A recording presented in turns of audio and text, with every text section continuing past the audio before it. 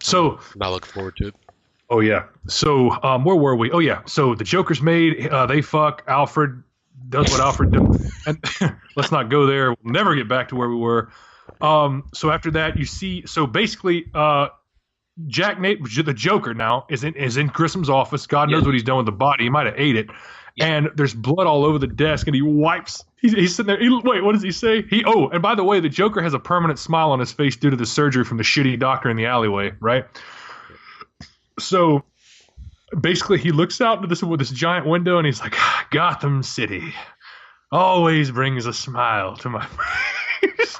And he looks down at the paper, and it's covered in blood, and he wipes it off. And what does he say, Mike? Wait till they get a load of me. You skipped the. Yeah, I know I skipped a part, but I thought that maybe if I just did that, then you'd be like, yeah, that's cool. Okay. I'm sorry. It's okay. It's all right. It's all right. That's the famous line. And I'll also you interrupted that I was going to go, oop. No, I'm sorry. Oh, God. Yeah. Oh, fuck. Oh, let's start all over. You say winged freak. All right, here we go. Gotham City always brings a smile to my face, and he looks down and wipes the blood off the paper and says, what? Winged freak. Will they get a load of me? No? Is that not it? He's terrorized. He goes, wait till they get a load of me. And then what does he say? Oop. Oop. Oop. Oop.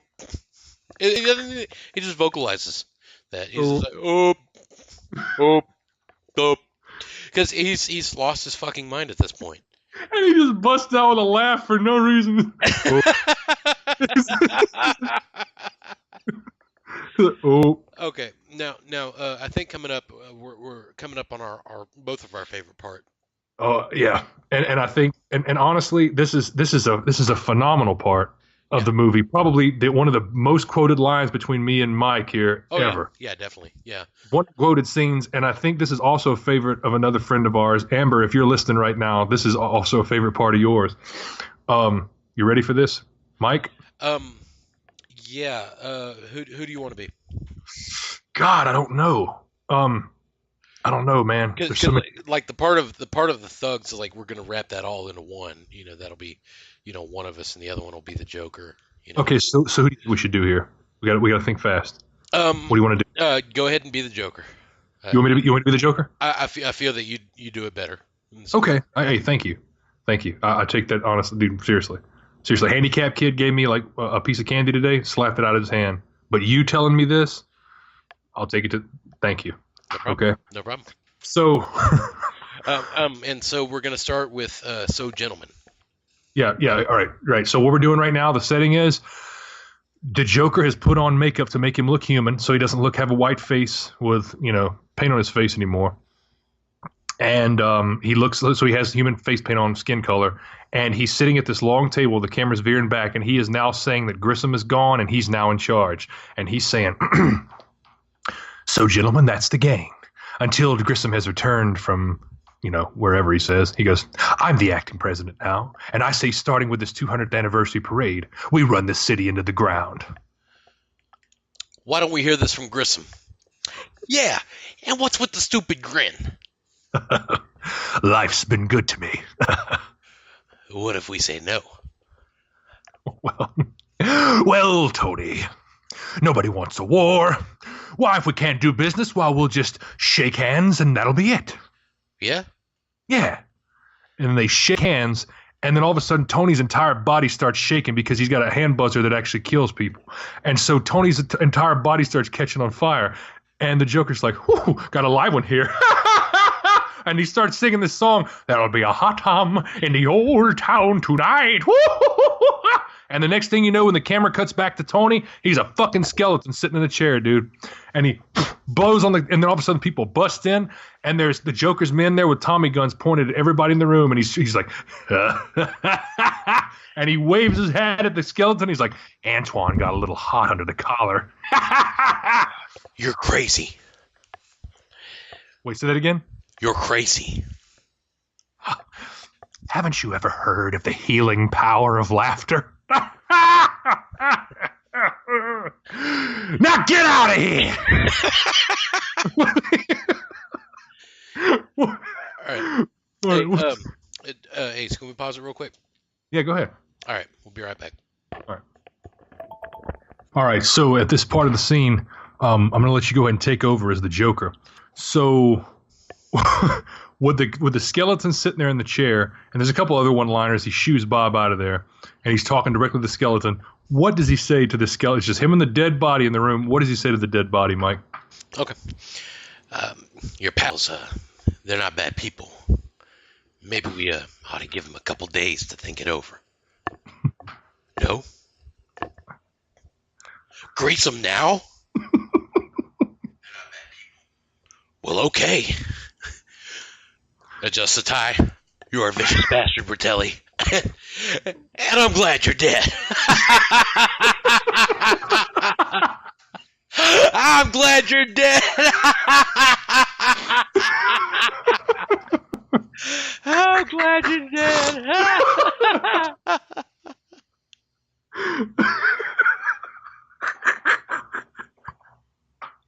Oh, man. Did I do it justice, or are we good? Oh, no, dude, no. That was, dude, you're good. You're good. I mean, like, I'm glad you're dead. Yeah, dude, totally. So I realize at our current pace, we're taking a lot of time here. So we're going to skip to a couple little lines in the movie, and then we're going to wrap it up with a final finale. The next good scene in the movie is whenever he jumps out of nowhere and stabs some dude in his fat neck with a pin. Remember that? What? Yeah, it's Uncle Bingo. Yeah, he's like basically this fat fuck. I forgot who. Benny, whoever his name is. He's standing outside. He's one of the gangsters, and he tells the cops and he tells the press. He's like, Mr. Grissom asked me to take over his businesses until he returns. And Knox is just a dumb fuck. He's like, oh, wow, really? That's pretty big favor. Did you guys do a little time together as children? So basically, he goes, his signature is legitimate. Jack Nicholson, the Joker walks, it is legitimate. I was there. I saw it all. He reached out with his dead hand and signed it in his own blood. And he did it with this pen. And he pulls out an old school quill with a sharp tip. And he's like, hello, Benny. It's your Uncle Bingo. Time to pay the check. Stabs this motherfucker in the throat and he's dead. Turns around and issues the most appropriate line ever. The pen is truly mightier than the sword. And all of a sudden, gunshots ring out like it's Vietnam, right? Right. So all these pictures get taken later on. You see another one-liner when he's sitting there cutting pictures out. For some reason, the Joker is sitting in this room, and this is where he kind of starts to remind me of Cesar Romero from the old 1960s Batman. He's like, he's cutting pictures out, and he's like, I ought to stay inside the lines. He looks at a picture of Alexander Knox, and what does he say, Mike? Who's that loss? There you go. That's Knox. Bad tie, no style. Stop the press. Who is that? Jesus Maremba. That's Vicky Vale. Girl running around like that? We do what? That's Vicky Vale. She's been hanging around with Knox. She's about to trade up. She's dating some guy named Wayne. That's like, girl like that running around could put steam in a man's strides. Hey, Zeus Maramba. So he gets his sights set on her.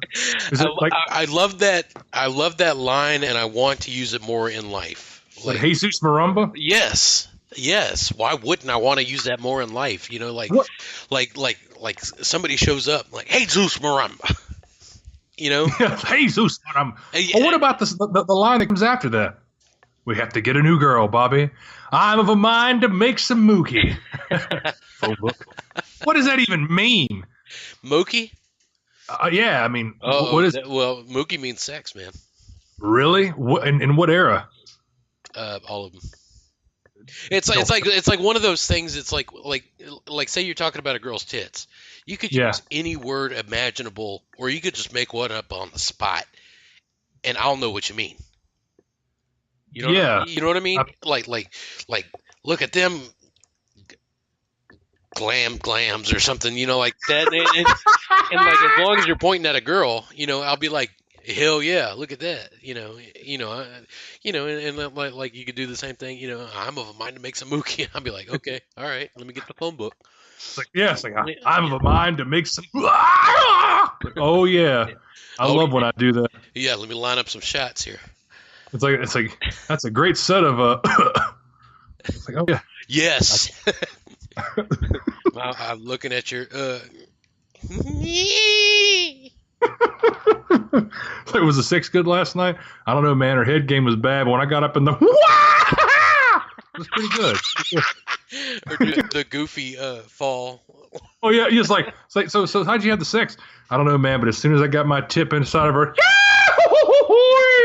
I fucking lost it. Damn. What have we resorted to, bro? Yeah. As soon as I got in that.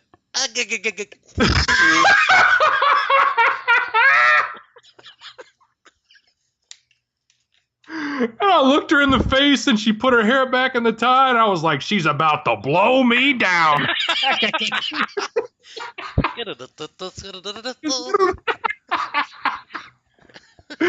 Oh, man. It was like, was it good? Oh, the whole time I was like, it's like it was so good when I came, I had to use my real voice. Like, oh, here he comes. Oh, I'm coming, you fucking whore. Oh, man. Was the pussy good? It tasted like spinach. So that's going as a segment. So it definitely is. Dude, oh my God. So, whoa. Wow. So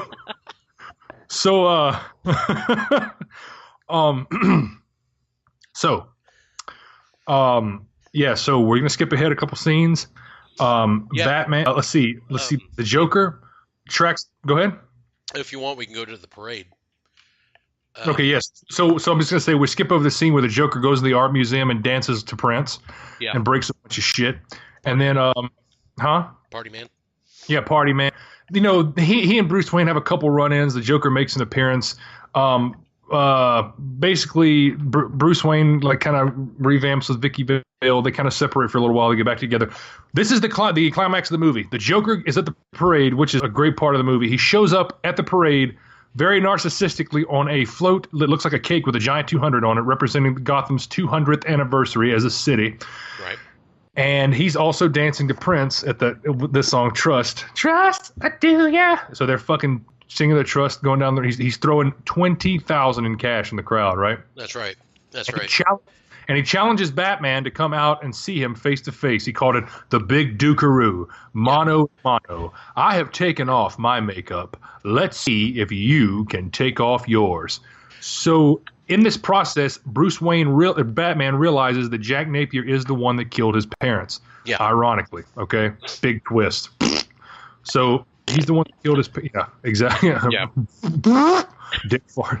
So he killed off his parents and he killed off Alfred's libido, apparently.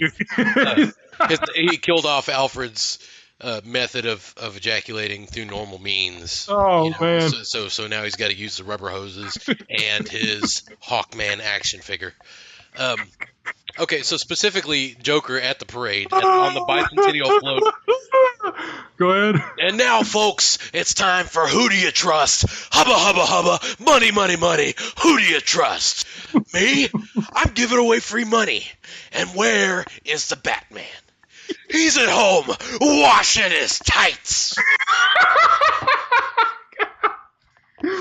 Oh, man. So, with that being said, the Joker finally says, he looks up and sees Batman fly by. He goes, winged creature flies through the night, finds me ready. Bob, masked.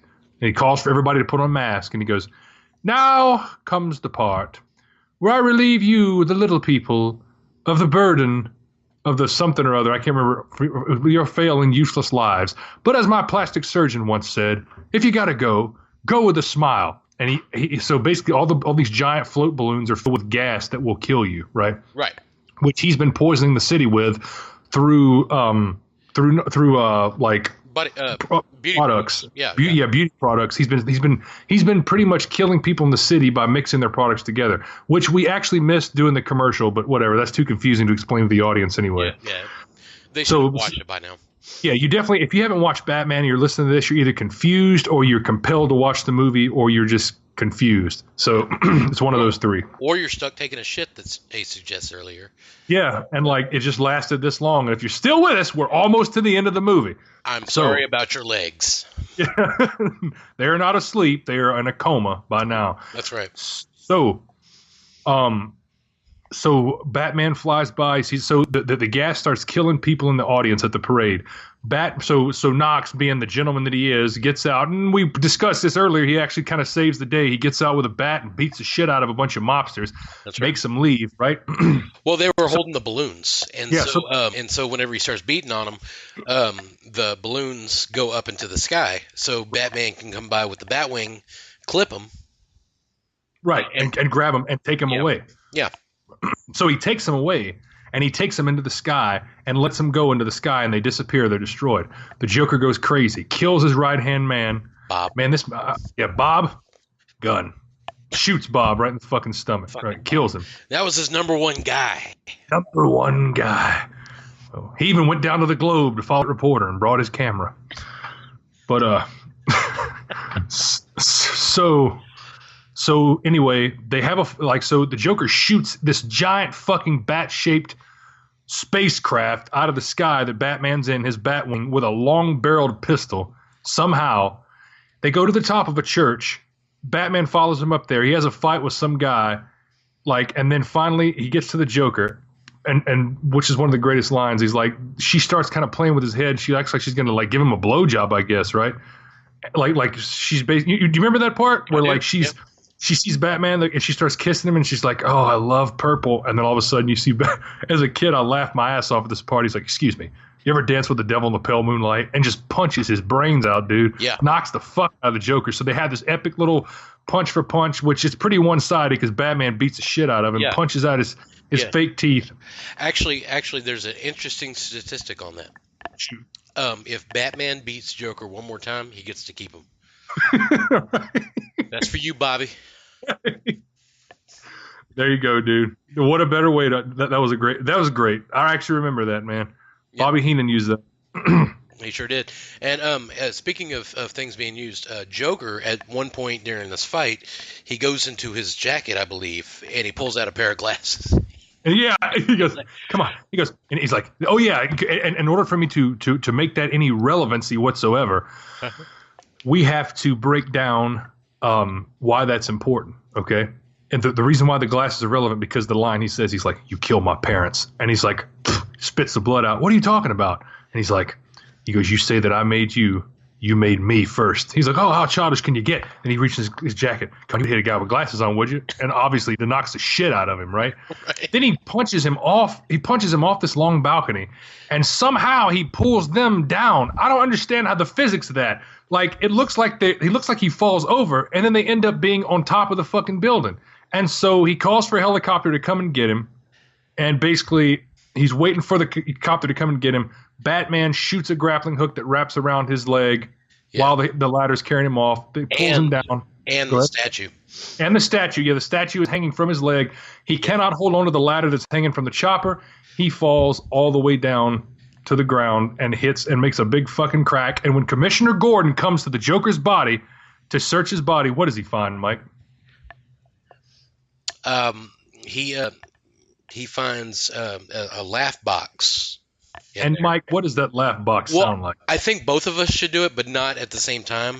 Okay, so I'll do my version of it. I believe if memory serves, you're better at it, but I can keep it going longer.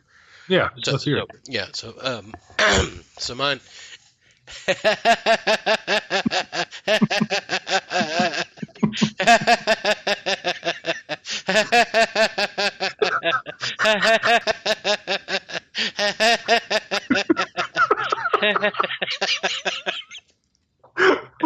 Sorry, I was trying to keep it going. Dude, I'm sorry, bro. Only in this moment will I ever hear you laugh like that, so I got to savor it. You know what I mean? So. All right, sorry. All right, no, it's just okay. It's all right. No, you do your part. Yeah. So, well, my take on the is what he goes down.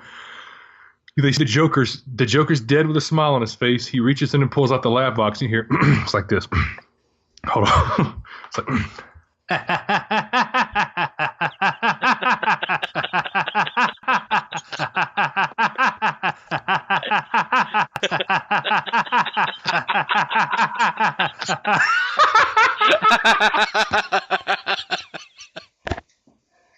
Oh, okay. I tried. I tried No, to keep it going for at least 10 seconds. no, that was good. That was great. Thank you. Thank you. So the movie ended basically. Um, they get the bat signal at the very end, which lines us up for the sequel. The ending was the Batman standing on top of the movie. A superb ending. Great music at the very end. With da, da, da, da. Remember that? Uh-huh. Da, da, da, da. Awesome. Now, Such a great score. I remember at the end of that movie, and I remember the press that came out with it. I remember Michael Keaton being on David Letterman and David Letterman asking the same question that my brother asked at the end of the movie. Whenever they shine the bat signal at the end, how come Batman knew that it wasn't an emergency? That's a really good question. Right? Unless he could hear that. Well, maybe that's why he was standing there, because he was. No, that doesn't make any sense. Yeah. Okay, no. I can tell you why. Okay. I can tell you why. I have an explanation for that. Who brought this up? Two people, my brother and David Letterman. Okay, so Russell and David Letterman, right? Yes. Okay, so let me go ahead and clear the air for that. The reason why there's several reasons why. I'm gonna give you the loose reason, and I'm gonna give you the spot on reason that's 100%.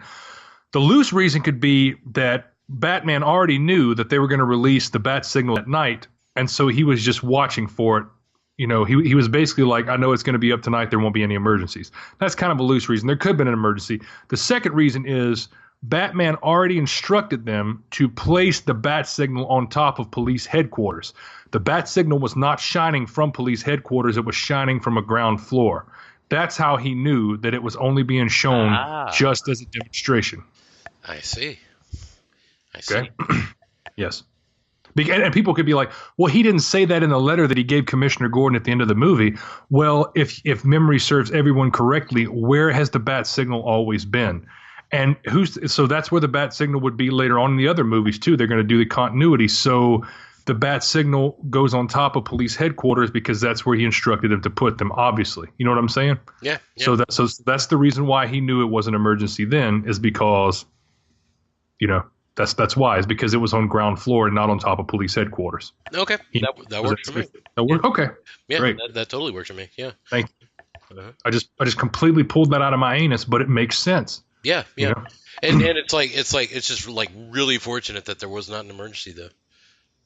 No shit, man. Because that would have been a hell of a... It'd have been fucked up. It'd have been like, this is the signal. Oh shit, the Riddler's here. Yeah, but Batman thinks it's just the drill. Oh fuck. Oh. He can't get Alfred. He's like looking out there. He's like, what the fuck? What? He's like leaning out there, squinting his eyes and everything. He's like, what? What is? Are they?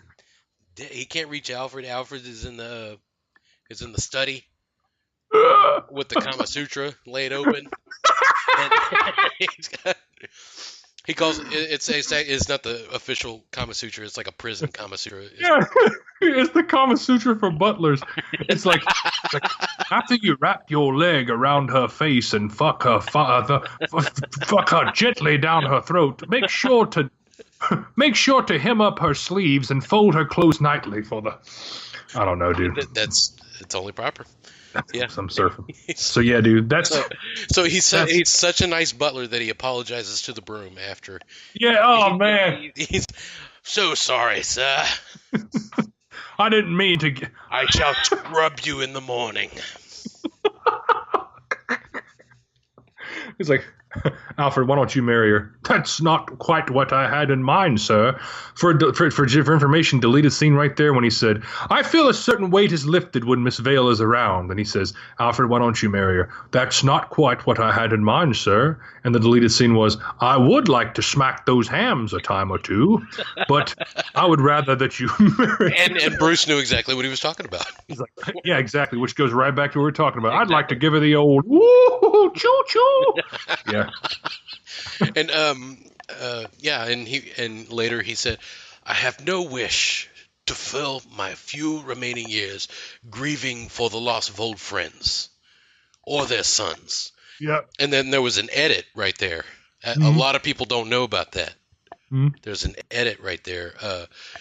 I do wish to fill my few remaining years asphyxiating myself on a regular basis.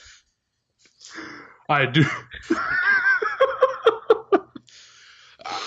Oh, their sons. Their daughters, however.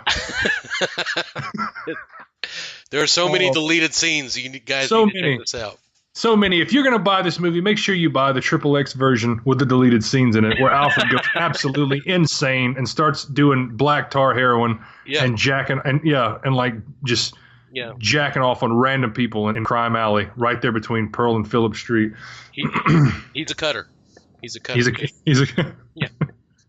He does, dude. He cuts his skin. He cuts veins. He cuts off the circulation to his carotid artery. He really just wants to feel again. Oh, man. Poor Alfred. Poor Alfred, man. I know. I know. I'm so... What the fuck is going on right now?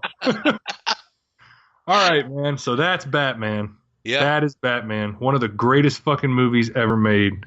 And I don't, dude, like, I mean, we didn't even do this movie justice in this podcast because we really didn't have enough. We didn't go through the whole movie, but the movie's phenomenal. So good. Yeah. So good. You should watch it. If you haven't, you definitely should. If you don't, I'm calling Kami. It holds up. It definitely holds up. Definitely. So, yeah. So anything you want to add, Mike, before we close the cast out? No, just want to thank everybody for their attention. Mm-hmm. During these troubled times. I don't know. I just, and you know what? Seriously, I hope we could entertain. No, I do too. Because if we didn't, we damn sure had fun not entertaining tonight. Yeah. And I'll say that. Yeah, actually, I had fun. So I did too. Yeah. I always have fun doing this podcast, honestly. And so I'm not trying to, stiff neck anything. I want everybody who listens to it to be like, wow, one of two things. Either like, this isn't my cup of tea because I'm not that nerdy, or wow, I don't know what the hell they're talking about, but I enjoy it quite a bit. And that's all that matters. You know what I'm saying? Because, if it has to do with anything that you don't understand, throw a couple fart jokes in, you're golden. You're fucking golden, Right? Yeah, I just kissed my fingers and threw them out. Yeah. Like the Bon Appetit, Yeah. Yeah, that's Italian. It is. For hide the broom. Alfred. Yeah. That's Italian for tighten the rope. It's Italian for get the net. Get the net. That's another movie we have to talk about. Hanzo the Razor, the man who interrogates people. Yes, people right. Interrogates people with his nutsack. I can't wait to cover that. Oh, he trains by fucking a basket of rice. God, we should be so lucky. I know. So, with all that being said, before we go, I just want to say, ladies and gentlemen, our next live cast is coming soon. Our next one. The next live cast that we have is coming soon. Probably it'll be the next cast that we do. Okay.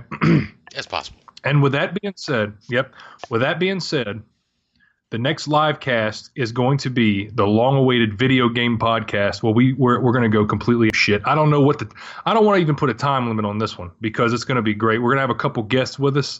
We'll have them on the phone with us. We're shooting as far as we know, our two guests are going to be my two good friends from New York, Jay's Juice and Frankie Waps, two of Battle Rap's best duo ever, which Mike hasn't met yet, but they're phenomenal. Both of them avid video gamers, old school video gamers. Both of them huge Mario fans like myself.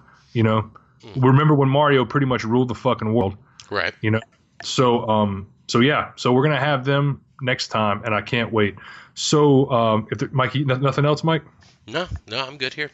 All right. Well, this has been the Mega Powers Podcast, and we will see you. Well, you'll actually hear us next time. Thank you.